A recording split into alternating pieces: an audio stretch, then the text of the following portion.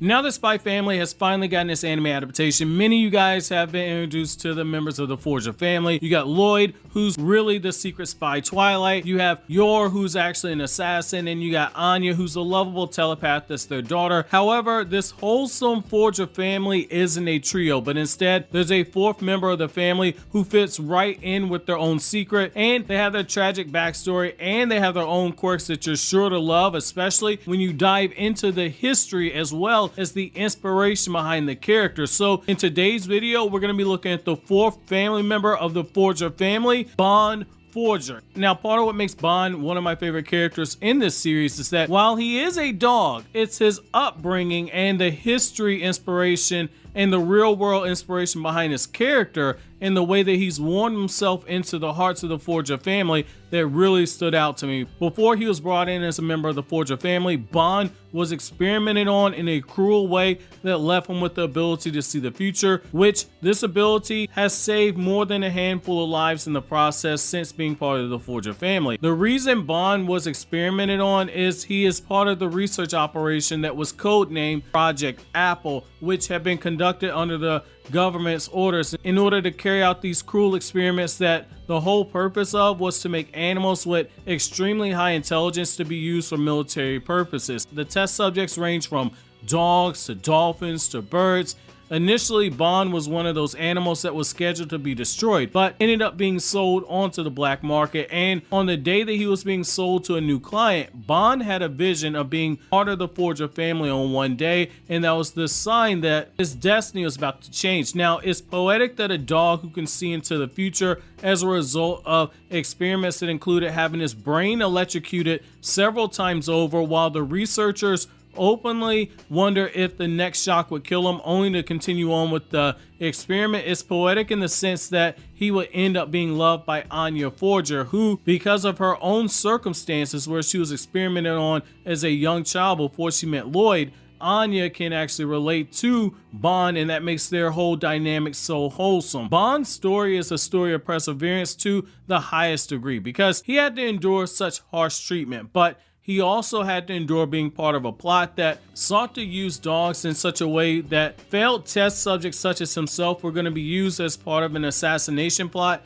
that would cause mass casualties. The plot included having dogs like Bond be strapped with bombs and blown up once they got placed near their target. Dogs who were originally scheduled to be destroyed because they were viewed as failed experiments had been sold onto the black market. They had been seemingly saved from execution, and now they're being used as tools to instigate war and cause death, including the death of themselves by extension. However, the chance meeting with Anya is ultimately why Bond was able to avoid this fate, but it's the dynamic of the relationship that does make me like Bond. He and Anya's relationship is more than just that of a sweet but odd little girl and her dog. It's actually a lot more complicated. So due to Anya being able to read minds, she's able to see the visions of the future that Bond actually gets, and she's the only one who knows about his powers, which makes them having such a tight-knit relationship work so well from a narrative perspective. The thing about his ability is that the visions that he sees of the future, they aren't set in stone. They're subject to change because the future can always change depending on what course of action is taken, which is shown when Bond and Anya successfully change a future where Loid Forger,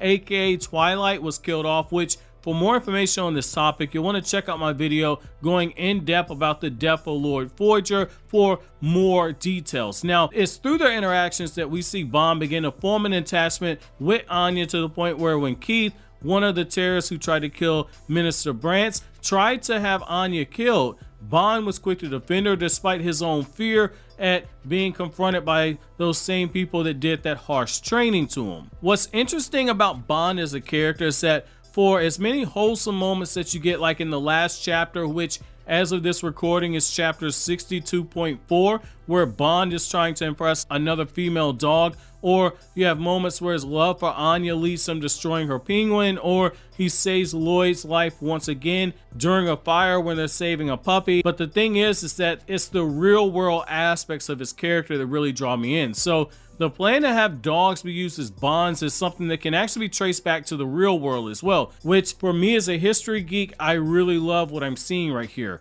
In recent history, we've seen children be used as child soldiers who were deemed as being expendable, and they were fitted with bombs so they could be used to detonate to kill soldiers. However, when we go back even further in World War II, you had the Soviet Union using Soviet anti-tank dogs to stop the Germans from advancing further on the Eastern Front in World War II.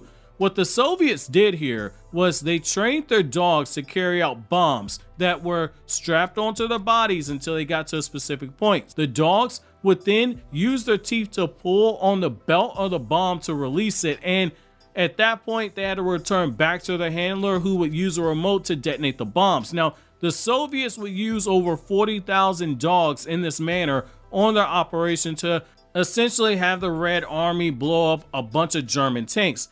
Where this goes back in the Spy Family and should make you appreciate Bond a lot more is that the group that introduced Bond into the series, they tried something similar with their training, and Bond represented that first group of dogs who the Soviets used who didn't exactly comply as needed to carry out the operations. With the character of Bond, Bond didn't exactly go along with the training methods, and you saw some of that fear that came as a result of the way that he was being treated by his new handlers. Now, when you look at what happened with the Soviet dogs, this is where it gets a little bit heartbreaking. So some of the dogs that the Soviets used, they were too scared to go towards the tanks, let alone run underneath the tanks to release the bombs and then run back to their handlers like they were trained. Other dogs, they were scared by the gunfire and they were shot or accidentally set off the bombs and they blew themselves up, as well as Russian soldiers. Depending on if you buy into the Russian propaganda or not, the program wasn't exactly a success. Russia claims that they destroyed over 300 tanks using this method, but historians dispute Russia's claims because the evidence does not add up to what Russia is actually saying took place. What the author of Spy Family did was take the side of the historians, because the government program that essentially turned Bond into what he currently is, i.e. a dog with superpowers, was shut down by the new regime due to it being considered a failure that was draining resources. Now, what I also love about Bond is that while he does get Walksome, Loid, and the Forgers in a few ways, he's actually being used as a method to be glue that keeps the family closer together, while providing a bit of humor, like in the moments where he refuses to eat Yor's food because he saw a future where she actually had him killed because Yor can't cook. He also fits into the spy dynamic of the series because of the pun on his name. So in universe, the pun comes from the fact that Anya named him after her favorite TV show, where you got the spy named Bondman. However, in the real world, Bond is also a pun off of James Bond, the fictional spy, which is so fitting for a story about a spy family. Now, if you want more Spy Family videos, you'll want to sub. You'll want to check out these other Spy Family videos you're seeing on the screen right now.